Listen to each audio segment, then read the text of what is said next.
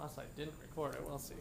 Just really kind of experimenting. I mean, you guys are all here anyway. So. All right. Chapter 3, we're going to get into comparative advantage and building kind of the model of the gains from trade and showing the gains from trade. Stuff that you saw in principles class on the gains from trade. But this is the type of thing that you really have to kind of know real well. So I'm not going to assume you know it. We're going to take the time to go through that again. But these are some interesting data from around the world to start thinking about real countries and what their situation is and how those are different. So Saudi Arabia, our oil-rich friend here, has the largest share by a long shot of oil reserves. So all the rich, we hear about the rich Saudis and stuff, that's why. It's a big deal.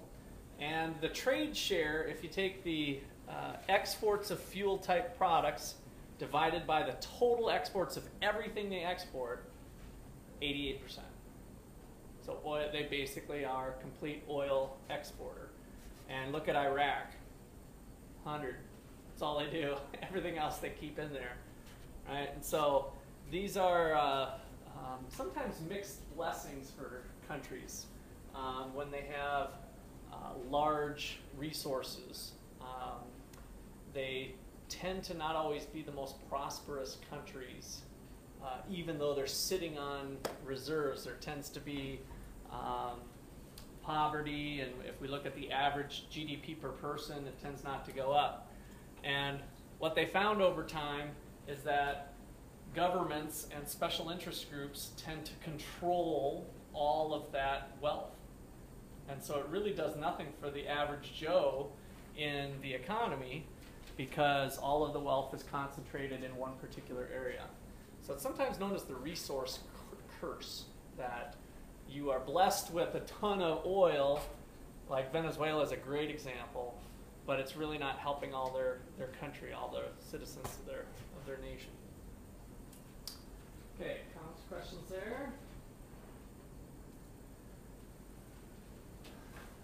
So take a look at Korea. 1960, 2007. This variable is openness.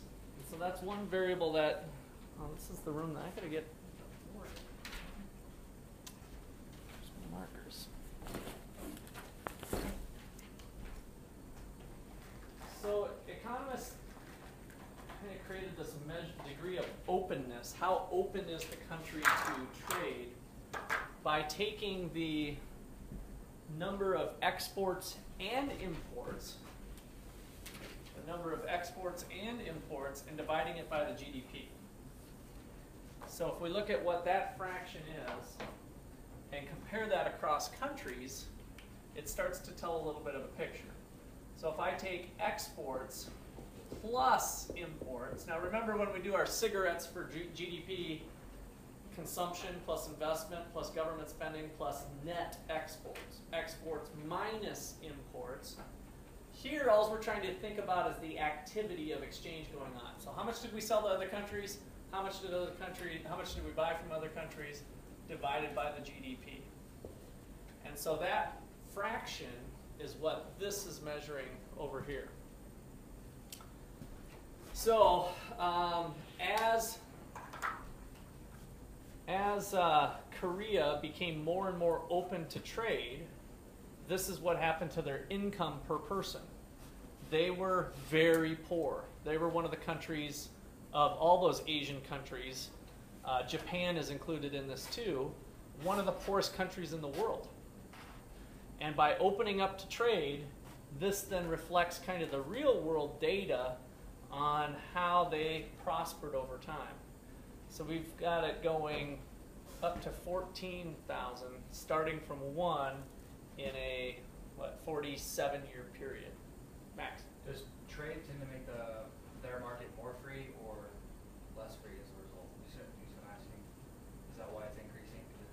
Yes, so this is more open, they're more open to trade, okay. And then that's causing increases in prosperity.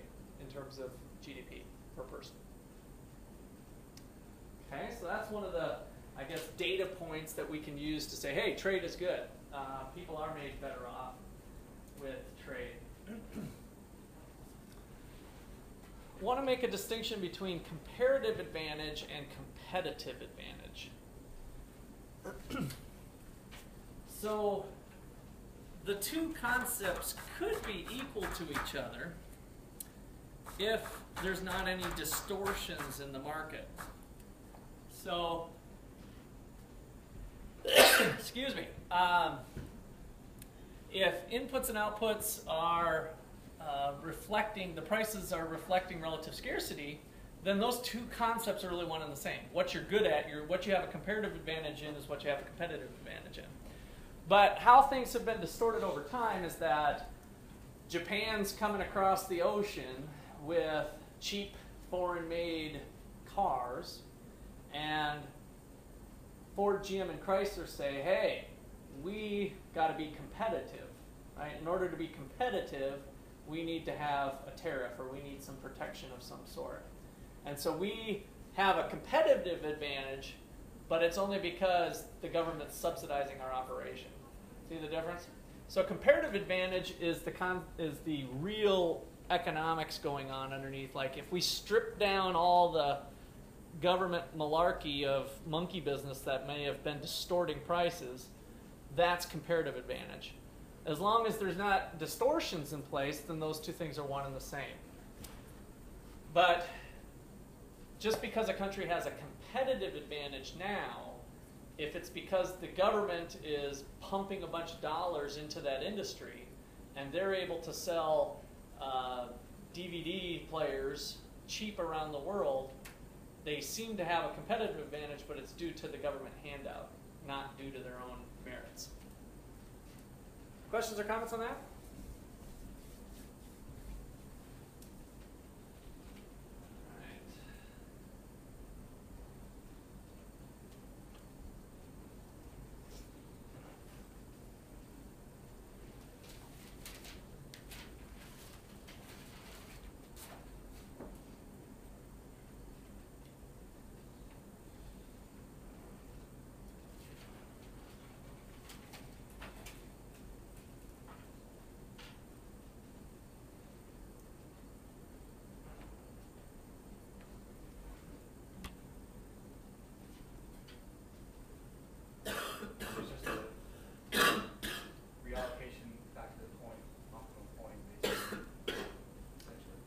Yeah, by opening up your borders. So we can tell the story a multitude of ways. Let's take the isolated nation thing that we're going to go into detail with later. But we got two countries that never talk to each other. That one discovered the other, and now we're like, hey, maybe we should trade. Once they engage in trade, there's going to be winners and losers potentially within each country. But what we're going to prove is that the winners' wins are greater than the losers' losses within each country, so that there's a net gain from trade.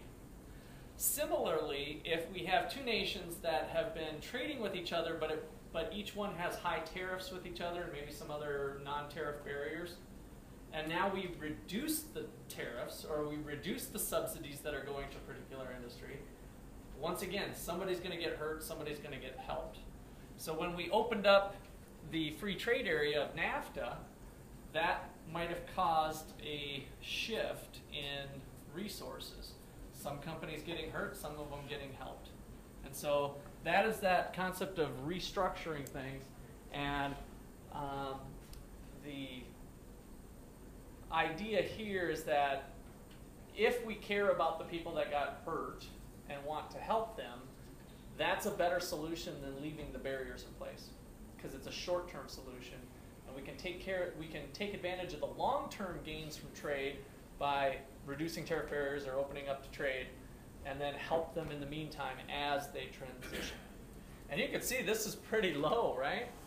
I mean, if we think about how big NAFTA was, 17,000 workers qualified for the program. That's a drop in the bucket. The labor force in the United States is 150 million people. 17,000? That's nothing. right? So, but guess what gets the most media attention? When NAFTA, yeah, those 17,000 are screaming, right? They're like, oh man, this is the worst thing ever.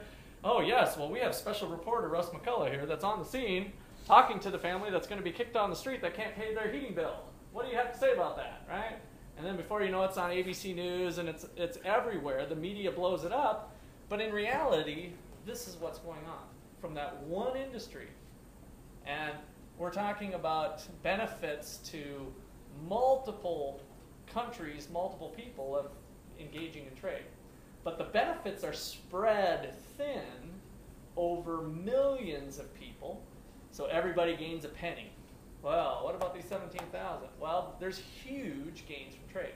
So the idea is, let's put something into place to help the little few people, relatively speaking, that get hurt, and move on with free trade. Okay.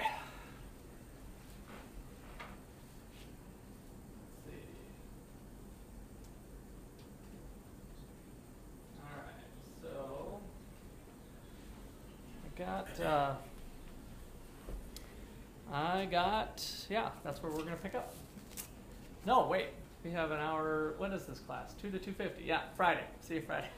I've got Tuesday, Thursday going. I'm like, wait, do we go an extra 15 minutes or not? So, good place to break. And we'll be getting into the trade model on Friday.